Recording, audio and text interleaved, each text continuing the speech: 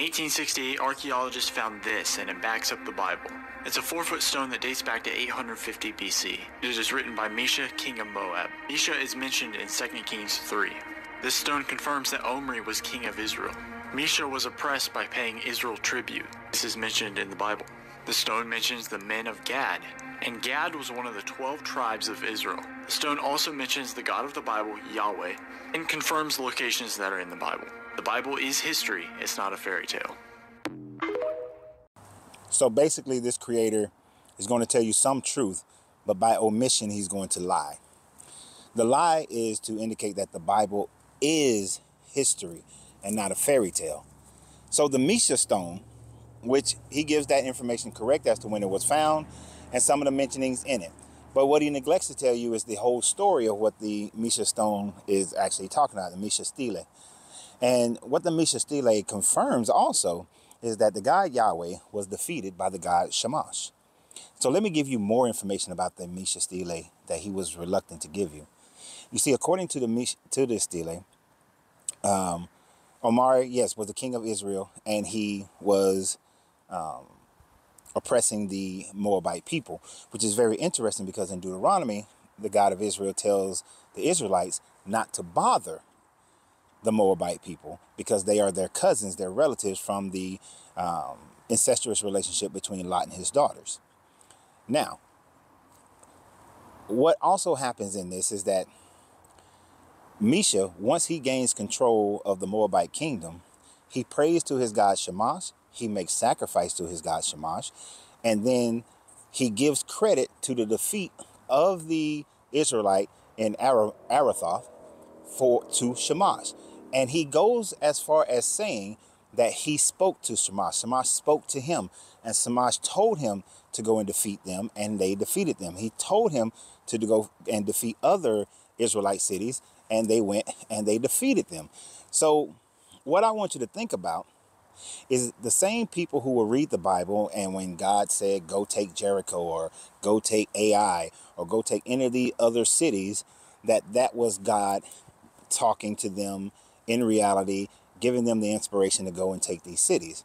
Where in this stele, it is Shamash speaking to Mesha and having him go and destroy and take these Israelite cities. Therein, how they give credit to their deity as far as winning the battle. The god Shamash defeated Yahweh.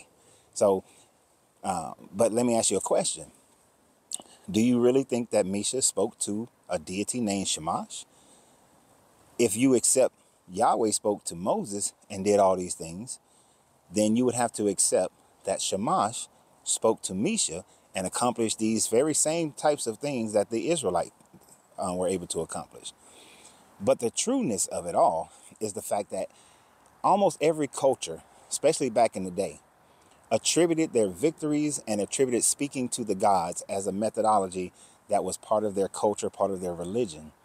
So if you're going to accept the Israelite and Jehovah, Yahweh, then you have to accept that Shamash exists and that Shamash defeated Yahweh, defeated the Israelite people. Now, at the end of the day, as far as this being historical,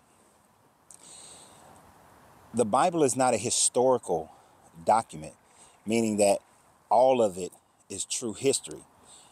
In order to get a lie across, or in order to create propaganda for your own people or culture for your people, and they're integrating their God, this story has some historical relevance, has some historical events, some historical people. But in no way does this prove that Shamash helped the Moabites. Just like in no way this would prove, the Bible proves that Yahweh helped the Israelites. This does not prove that any miracles happened. This does not prove the Red Sea splitting, or is technically the Sea of Reeds.